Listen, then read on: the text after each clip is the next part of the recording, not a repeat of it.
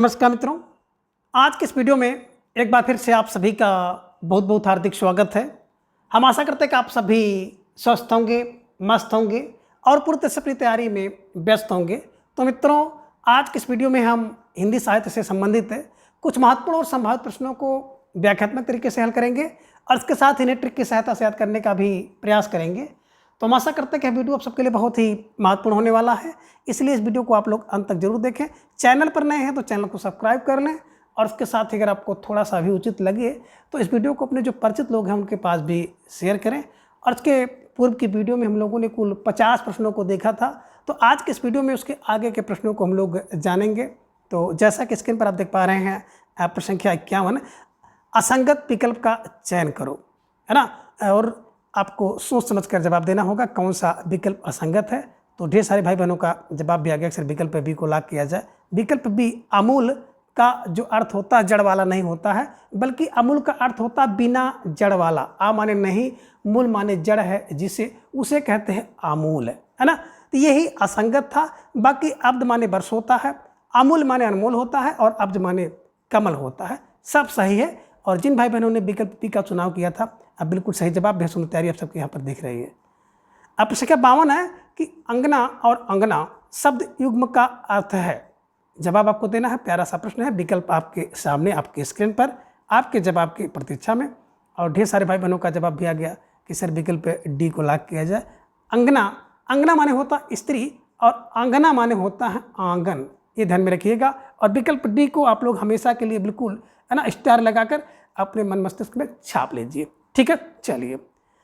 प्रश्न 53 है कि सूर्य एवं शिवार या सत का अर्थ, है ना, सूर्य एवं शिवार या सत का अर्थ वाला युग्म है। जवाब दीजिए। विकल्प आपके सामने आपके स्क्रीन पर दिख रहे हैं। तो ढेर सारे भाई बहनों का जवाब भी आ गया कि सूर्य के लिए अर्क होता है और शिवार के लिए अरक होता है। यानी कि विकल्प सी, जिन भाई बहनों ने जवाब दिया है, बिल्कुल सही जवाब और बेहद सुंदर तैयारी आप सबके यहाँ पर दिख रही है। निश्चित रूप से आप सब बधाई के पात्र हैं। ठीक है, चलिए। प्रश्न संख्या 54 है कि निम्न में सही संधि विच्छेद नहीं है। आपको जवाब देना है कौन सा संधि विच्छेद रूप सही नहीं है। आपके स्क्रीन पर 4 विकल्प हैं, चारों विकल्प को देखिए और उसके बाद विचार करके जवाब दीजिए कौन सा सही नहीं है। तो ढेर सारे भाई बहनों का जवाब भी आ गया, सर विकल्प सी को लॉक किया जाए। प्रत्येक की बात करते हैं तो प्रधन तो एक नहीं होता है, बल्कि प्रति धन एक, और शब्द आपका बनता है प्रत्येक। संधि का नाम है यण संधि, तो ये ध्यान में रख लीजिएगा। और जिन भाई बहनों ने विकल्प सी का चुनाव किया था, बिल्कुल सही जवाब और बेहद सुंदर तैयारी आप सबके यहाँ पर दिख रही है।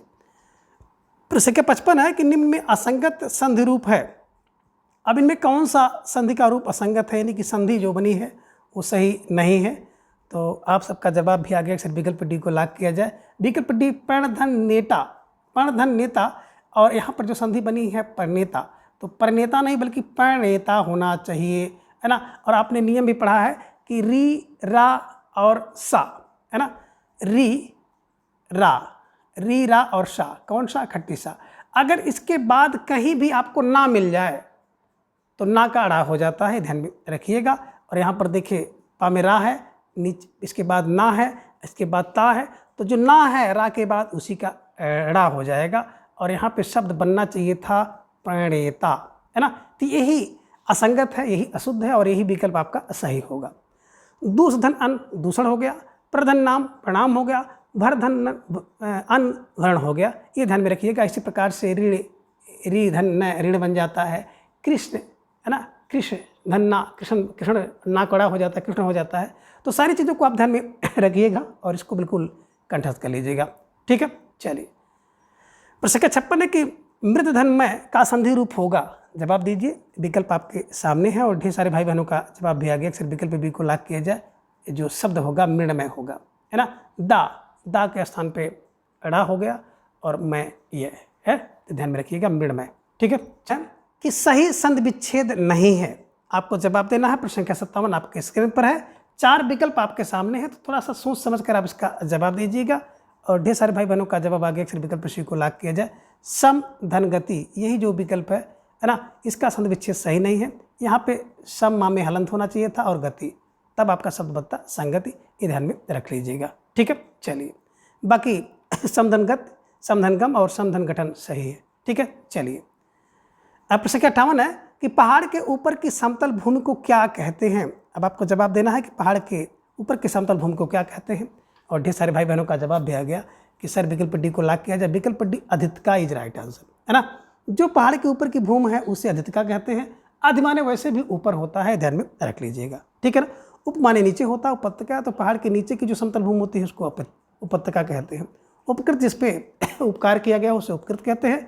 और उच्छित का मतलब होता है ऊपर फेंका हुआ, तो ये भी आप ध्यान में रख लीजिएगा, ठीक है। चलिए, प्रश्न संख्या 59 है कि जो बहुत कठिनाई से समझ में आता है उसको वाक्यांश के लिए एक शब्द में क्या कहते हैं। जवाब आपको देना है। प्यारा सा प्रश्न आपके स्क्रीन पर है और ढेर सारे भाई बहनों का जवाब आ गया कि जो बहुत कठिनाई से समझ में आए उसे दुर्बोध कहते हैं। दुर माने होता है कठिनाई से, बोध माने जिसका बोध हो, उसी को दुर्बोध कहते हैं। ये ध्यान में आप रख लीजिएगा और विकल्प ए को आप हमेशा के लिए रख लीजिएगा, ठीक है। चलिए, प्रश्न संख्या 60 है कि असंगत विकल्प कौन सा है। आपको जवाब देना है, तो पहले चारों विकल्प को आप देख लीजिए, इसके बाद का जवाब दीजिए। और ढेर सारे भाई बहनों का जवाब भी आ गया, इस विकल्प डी को लॉक किया जाए। जो काम कठिन हो उस काम को दुर्लभ कहते हैं, सुलभ नहीं कहते हैं बल्कि दुर्लभ। दुर माने कठिन हो, लभ माने इसको प्राप्त करना। तो सुलभ जिसको करना आसान हो उसे सुलभ कहते हैं। तो जो काम कठिन हो उसे दुर्लभ कहते हैं, यही असंगत था। बाकी जिसको लाघना या पार करना कठिन हो उसे दुर्लभ कहते हैं। जिसको कठिनाई से वहन किया जा सके उसको दुर्वह कहते हैं। और जिसमें खराब आदत हो उसको कहते हैं दुर्व्यसनी। ये ध्यान में रखिएगा और विकल्प डी को आप हमेशा के लिए याद कर लीजिएगा, ठीक है। चलिए, प्रश्न संख्या 61 है कि सदा प्रसन्न रहने वाला या कला प्रेमी नायक है। अब इनमें कौन सा नायक ऐसा होता है जो सदा प्रसन्न रहता है और कला प्रेमी में नायक है। आपको जवाब देना है, विकल्प आपके सामने है। तो ढेर सारे भाई बहनों का जवाब आ गया, अक्सर विकल्प सी को लॉक किया जाए। धीर ललित इज राइट आंसर, है ना। सदा प्रसन्न रहने वाला और कला प्रेमी नायक होता है, उसी को धीर ललित कहते हैं, ठीक है। चलिए, प्रश्न संख्या 62 है कि जो मांस से रहित हो। अब जो मांस से रहित होगा उसके लिए वाक्यांश का एक शब्द क्या होगा। जवाब आपको दीजिए, जवाब आपको देना है और विकल्प आपके सामने दिख रहा है।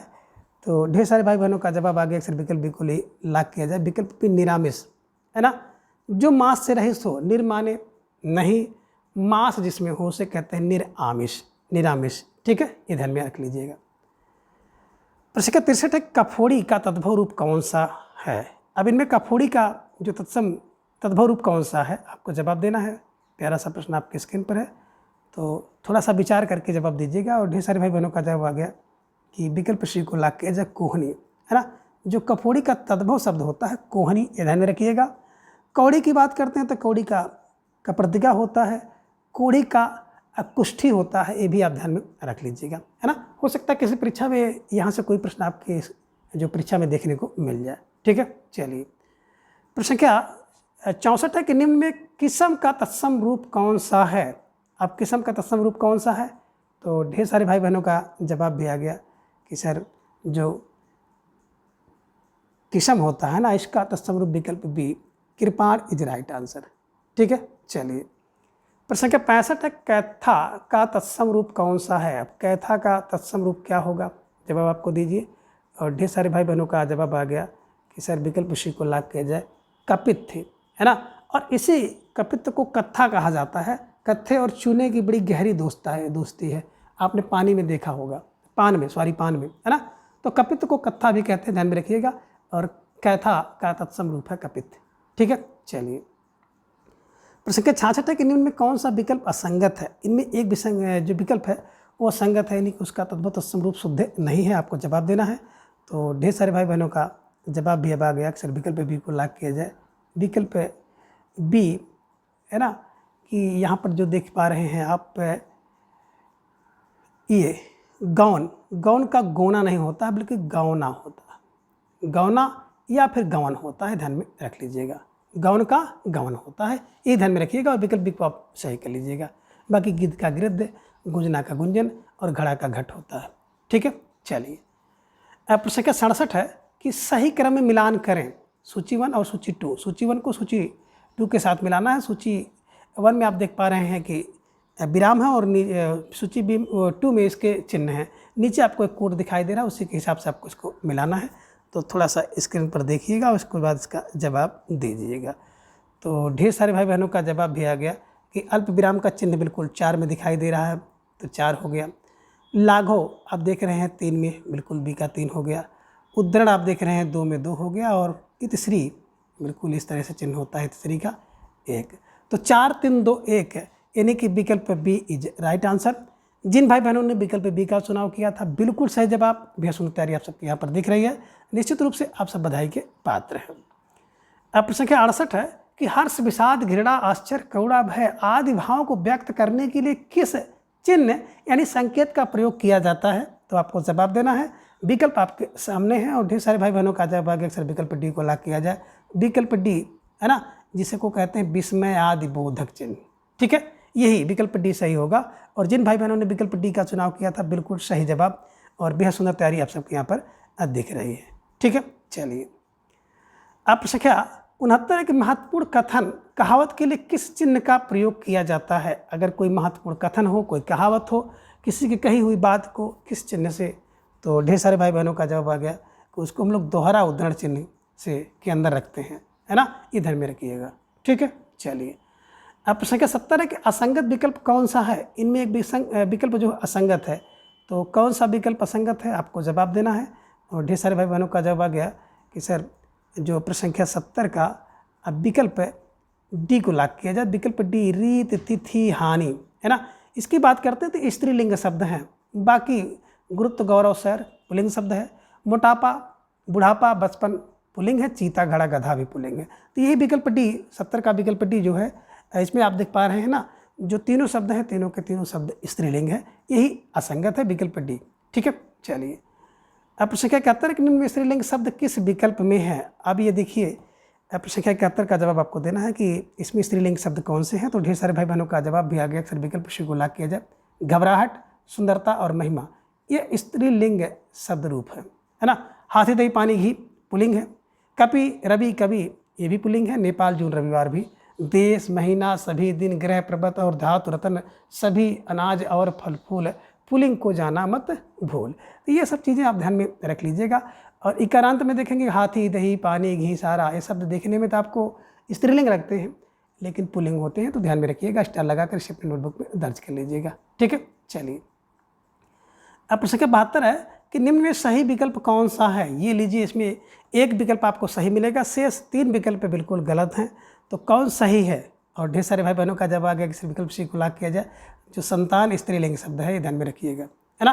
तो ऐसे दिमाग में बैठाना है, संतान स्त्रीलिंग है, बाकी कोयल स्त्रीलिंग होता है, उल्लू पुल्लिंग होता है इसलिए गलत है, पशु पुल्लिंग होता है ना। विकल्प सी संतान। और कुछ शब्दों को लिंग जानने के लिए आपको मेरा मेरी लगा लीजिएगा। मेरा संतान नहीं, मेरी संतान। तो जो सही बन जाए वही आपका सही होता है। मेरा मेरी लगा करके आप चेक कर सकते हो, ठीक है ना। और लिंग की बात, तो लिंग की पहचान के ढेर सारे नियम हैं, उन सभी नियमों को आपको पढ़ना होगा। तो विस्तृत रूप से मैंने क्लासेस की ली है, आप जा करके देख सकते हैं। और डॉक्टर बासुदेव नंदन जी की बुक को भी मैंने हिंदी व्याकरण की प्रसूत्री में जा करके आप देख सकते हैं, कवर करने का प्रयास किया है, कवर भी किया है। ढेर सारे टॉपिक आपको उसमें देखने को मिल सकते हैं। ठीक है, चलिए अब प्रश्न 73 है कि नाक पर मक्खी ना बैठने देना मुहावरे का अर्थ क्या है? अब नाक पर मक्खी ना बैठने देना, इस मुहावरे का अर्थ क्या होगा? जवाब आपको देना है।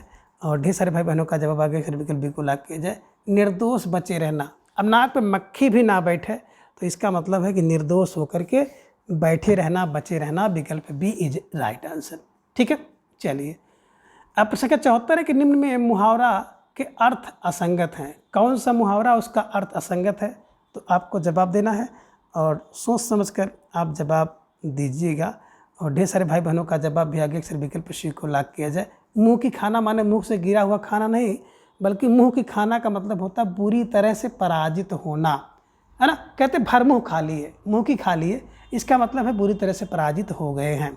ठीक है, यही असंगत था। बाकी मुँह छिपाना माने लज्जित होना, मुँह पकड़ना माने बोलने से रोकना, और मुँह उतरना माने उदास होना। सब सही था, विकल्प सी ही असंगत था। इसी को आप लोग सही कर लीजिए। ठीक है, चलिए अब प्रश्न संख्या 75 है कि दांतों तले अंगुली दबाना मुहावरे का क्या अर्थ है? और मुहावरे से संबंधित प्रश्न आपकी परीक्षा में जरूर पूछे जाते हैं, इसलिए मुहावरे से संबंधित मेरे द्वारा वीडियो विस्तृत रूप से अपलोड की जा चुकी है, उसको आप जा करके देख सकते हैं, है ना। तो दांतों तले अंगुली दबाना मुहावरे का क्या अर्थ होगा? जवाब आपको देना है। विकल्प आपके सामने है और ढेर सारे भाई बहनों का जवाब आ गया कि दांत के तले अंगुली दब जाता है कोई ना, तो जब चकित होता है तो कहता हाय दादा, है ना, दांत के तले उंगली दबा लेता है। तो चकित होना, है ना, चकित होना इज राइट आंसर। विकल्प बी को आप लोग सही कर लीजिए। ठीक है, चलिए। प्रश्न 76 है कि वादे का पक्का शब्द के लिए उचित मुहावरा है। वादे का पक्का, इसके लिए उचित मुहावरा कौन सा होगा? जवाब आपको देना है। प्यारा सा प्रश्न आप सबके स्क्रीन पर है और आपको जवाब देना होगा। और ढेर सारे भाई बहनों का जवाब आ गया कि वादा का जो पक्का होता है ना, वो बात का धनी होता है। विकल्प डी, बात का धनी इज राइट आंसर। ठीक है, चलिए। प्रश्न का 77 है कि निम्न में मुहावरे एवं अर्थ को सही क्रम में मिलान करना है। तो एक तरफ आप देख रहे हैं सूची 1 में मुहावरा है और सूची 2 में उसका अर्थ है। नीचे आपको एक कूट दिखाई दे रहा है, तो उसी कूट के हिसाब से आपको इसको सुमेलित करना है, मिलान करना है। तो थोड़ा सा सोच समझ कर आप मिलान कर लीजिएगा और बिल्कुल ध्यान से मिलान करिएगा। और ढेर सारे भाई बहनों का जवाब भी आ गया कि विकल्प है ना, सी को लॉक किया जाए। 4 3 2 1 इज राइट आंसर, है ना, 4 3 2 1 इज राइट आंसर। अब देखिए, सिर उठाना माने विरोध करना, है ना, सिर उठाने का मतलब होता है विरोध करना। सिर भारी होना माने सिर में दर्द होना। सिर पीटना माने शोक करना। जब किसी के यहाँ कोई अप्रिय घटना हो जाती है तो सिर पीटना होता है, सिर पीटता है। और सिर फिर जाना, अगर किसी का सिर फिर जाए, सिर घूम जाए तो पागल होना, उसका अर्थ होता है पागल होना। यानी कि विकल्प सी 4 3 2 1 इज राइट आंसर।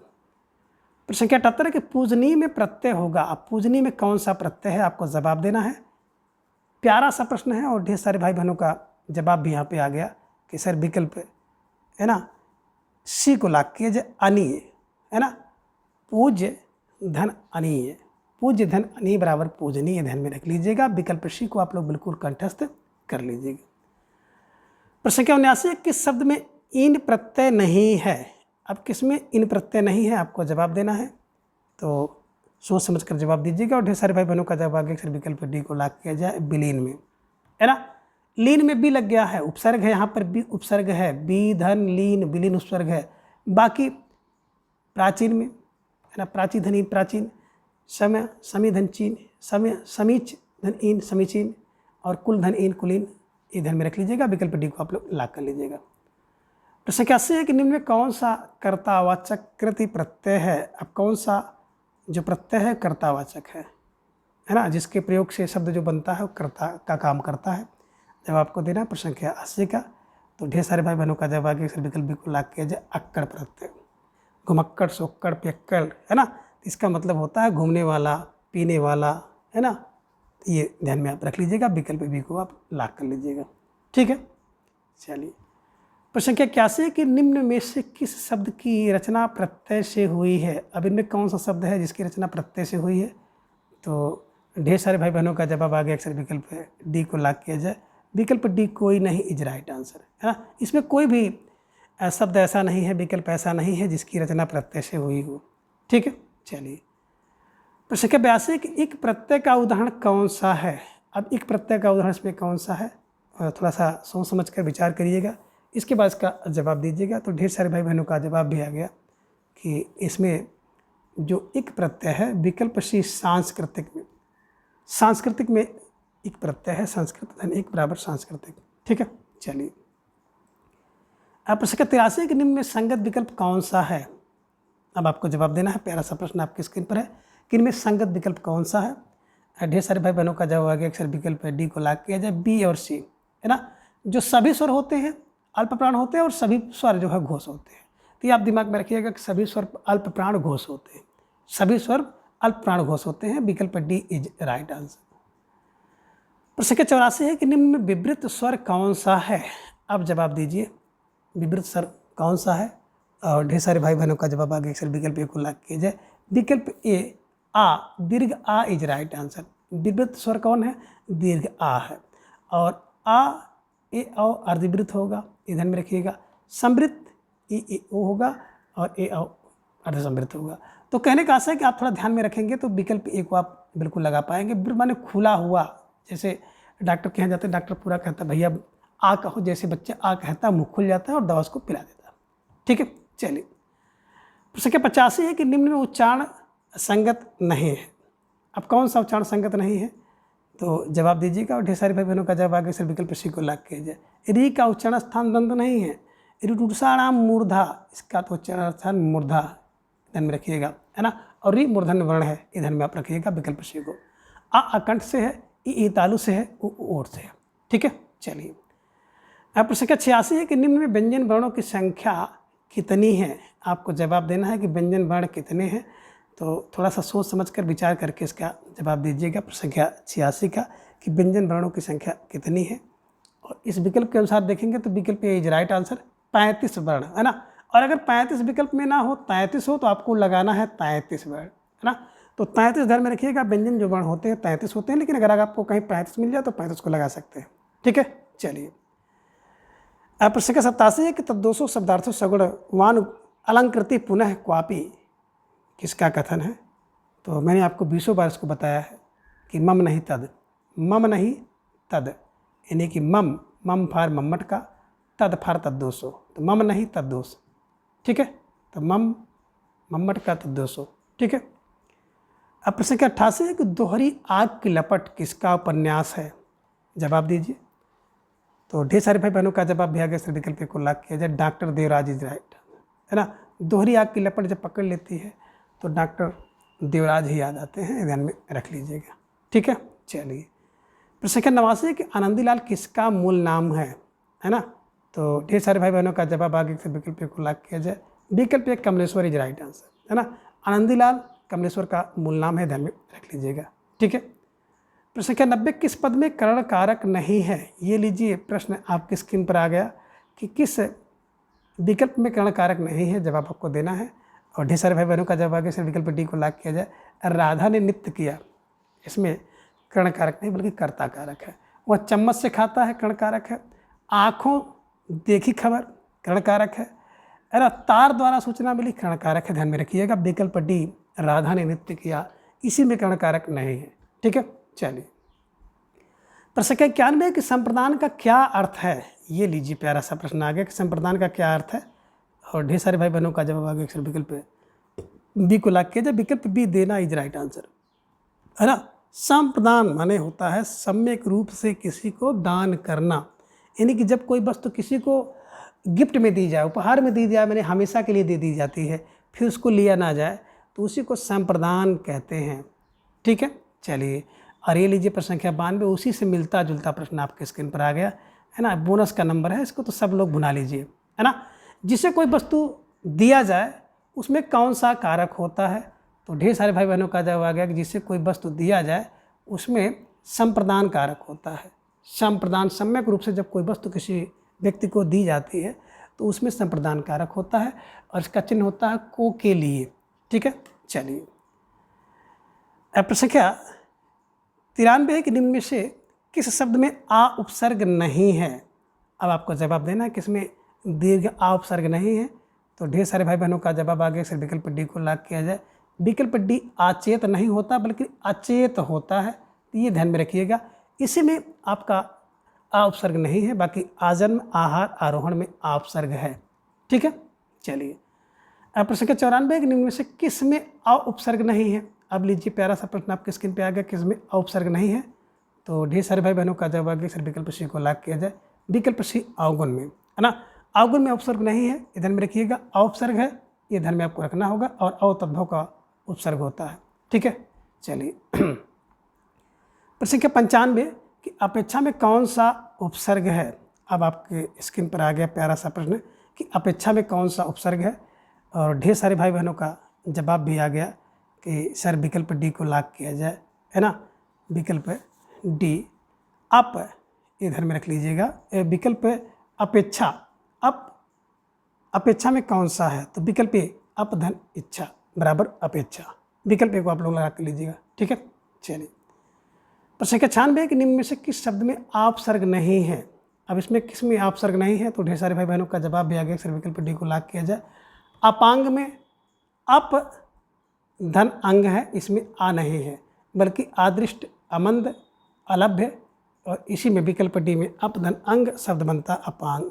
ठीक है, चलिए प्रश्न संख्या 97 गलत विलोम युग्म है। अब किसमें गलत विलोम युग्म है, मैं आपको जवाब देना है। प्रश्न संख्या 97 आपके स्क्रीन पर है, प्यारा सा प्रश्न है। तो ढेर सारे भाई बहनों का जवाब इसमें भ्रमित हो रहा है, और ढेर सारे भाई बहनों का जवाब भी आ गया, सर विकल्प को लॉक किया जाए। प्रवेश का निषेध होता है ना।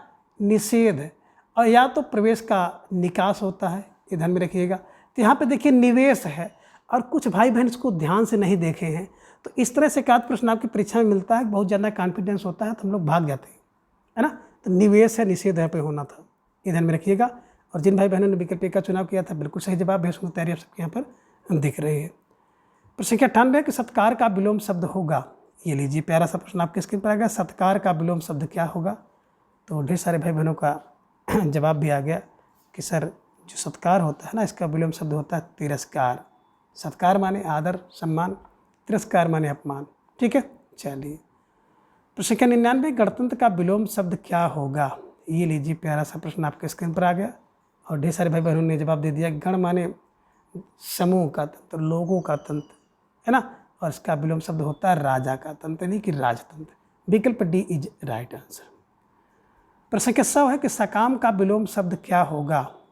तो ढेर सारे भाई बहनों का जवाब आ गया, सकाम का जो विलोम शब्द होता है निष्काम होता है, यानी कि विकल्प बी इज राइट आंसर।